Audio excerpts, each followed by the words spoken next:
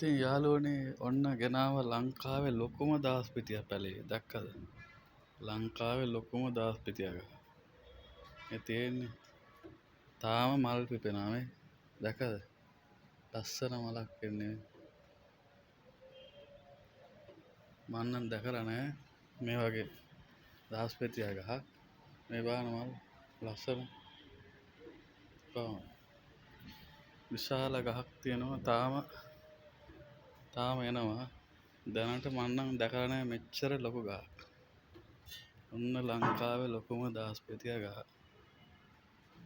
දැක්කද යාළුවනේ? මේක මල් පිපෙන්න ගත්තාම සේරම මල් පිපෙනවා. එකක් නෑර මේ. දැන් මේ පොහොට්ටු ඇවිල්ලා තියෙන්නේ නේ. දැක්කද පොහොට්ටු? ඔන්න කොහමද? ලස්සනයි නේ.